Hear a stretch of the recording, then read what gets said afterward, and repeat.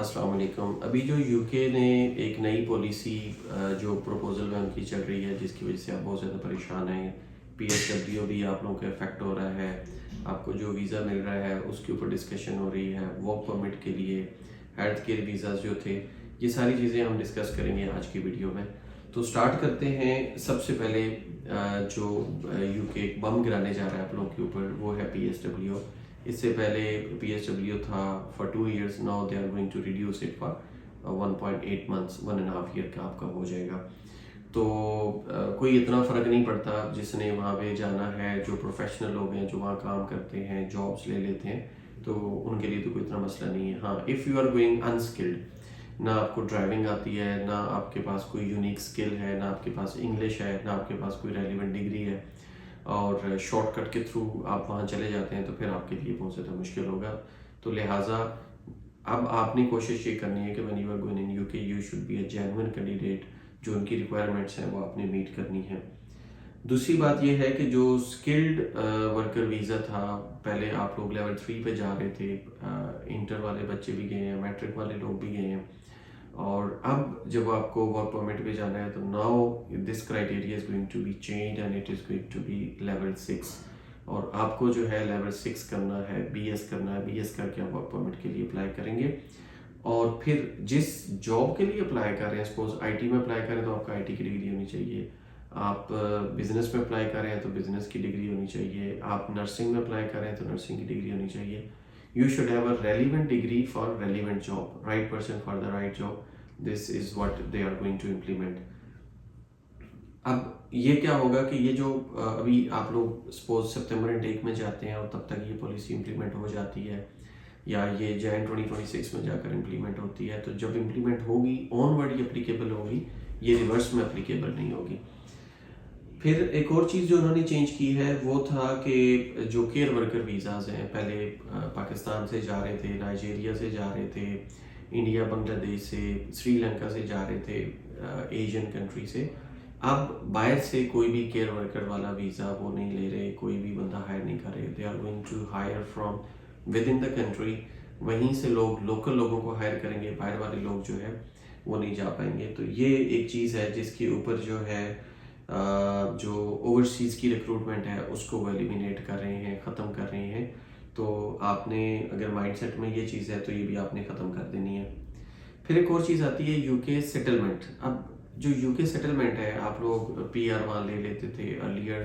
The candidates were eligible for 5 years after like completing the tenure of 5 years while living in UK, they were able for settlement visa. तो अब आपको settlement जाकर मिलेगा 10 years के ऊपर।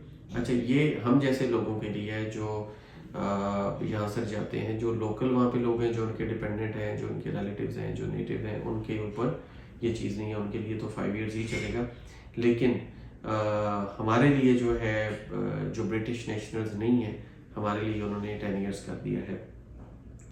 फिर एक और जो बम उन्होंने गिराया है कि जब आप पीआर के लिए अप्लाई करते हैं, सेटलमेंट के लिए अप्लाई करते हैं, तो अब आपका जो इंग्लिश प्रोफिशिएंसी टेस्ट है इसका लेवल उन्होंने इंक्रीज कर दिया फ्रॉम B1 to C1, और उसमें भी आपको आइल्स करना है या पीटी करना है। और एक और मजे की बात, ये जो ई-सोर टेस्ट हैं जिनके अंदर आपका डोलिंगो आ जाता है, भले आपका टोफल ई-सोर था या आपका लैंग्वेज एट ऑक्सफोर्ड था, अब चंद ही महीने रह गए इनके, माइट भी सितंबर इनटेक तक चले या बहुत ज़्यादा चला जाएगा तो ये जैन इनटेक तक चले जाएगा।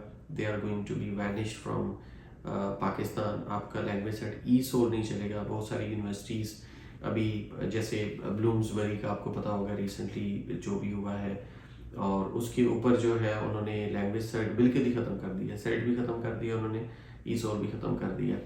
तो बहुत सारी यूनिवर्सिटीज़ हैं जो इस वक्त सिर्फ आईएलटीएस और पीटी को ही रिकमेंड कर रही हैं, उसी की तरफ लेकर जा रही हैं। तो आपका ये जो टेस्टिंग है, जो आप बड़े आराम से स्कोर ले लेते हैं और वहाँ जाके गोरों को पता चलता है कि नहीं, this test is not reliable as much as the validity of IELTS and PT, यहाँ पे कुछ ना कुछ कंप्रोमाइज़ हो रहा है। तो वो आप लोगों को आईएलटीएस पीटी देना पड़ेगा, C1 लेना पड़ेगा, आपको बैंड 7 लेना पड़ेगा। अच्छा, अब यहाँ पे अगर आप ये सोच रहे हैं कि अगर ये सब कुछ हो गया है तो फिर तो पाकिस्तान गया, नहीं, ऐसा बिल्कुल नहीं है। पाकिस्तान के अंदर माशाल्लाह बहुत ज़्यादा टैलेंट है। हमारे पास जो है बहुत ज़्यादा IT बेस्ड लोग हैं, टेक्नोलॉजी बेस्ड लोग हैं, कोई भी फील्ड है, किसी भी फील्ड के अंदर देखें टॉप पे भी लोग होते हैं। If I talk about out of 100, तो जो 70% या 70% प्लस वाले लोग हैं, वर्क एक्सपीरियंस वाले लोग हैं, रेलिवेंट डिग्री है, एजुकेटेड हैं, स्किल्ड हैं, टैलेंटेड हैं, UK is open for them. UK is only being close for those people जो ये है ना लो लेवल के लोग हैं और वो हाई लेवल के लोग नहीं हैं, जिसकी वजह से वहाँ पर वो जो है इस चीज़ को मना कर रहे हैं। इसके बाद जो है एक और चीज़ ये है कि अगर हम देखें, अगर आप टैलेंटेड हैं तो आप आइल्स 6.5 बैंड ले सकते हैं, तो फिर आप बड़े आराम से वहाँ जा सकते हैं। आपका स्टडी गैप जो है नहीं है, आपकी CGPA बहुत अच्छा है, तो बड़े आराम से आप चले जाएंगे। फिर हम मूव करते हैं एक और चीज़ की तरफ कि जब आप कॉस्ट लेटर लेते हैं, वर्क परमिट पे जाते हैं, तो अब उसकी जो कॉस्ट आपको पड़ेगी वो 32% इंक्रीज़ हो जाएगी।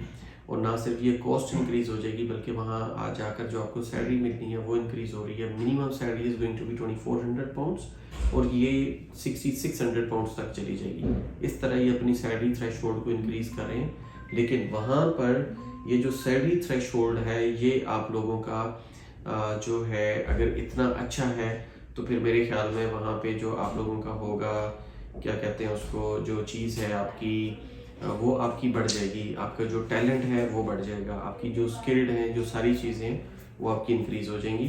तो इस चीज़ पे भी आपने अपने माइंड में रखना है। फिर एक और चीज़ है जो लास्ट पॉइंट मैं आपसे डिस्कस करना चाह रहा हूँ, वो ये है कि जो आपका सेल्ट है, सिक्योर इंग्लिश लैंग्वेज टेस्ट है, ये तो आपका रहेगा।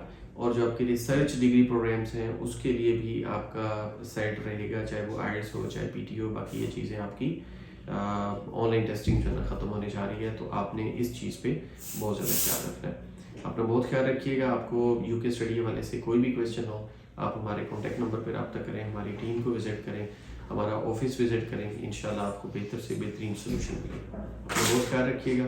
Thank you so much. अल्लाह हाफिज़।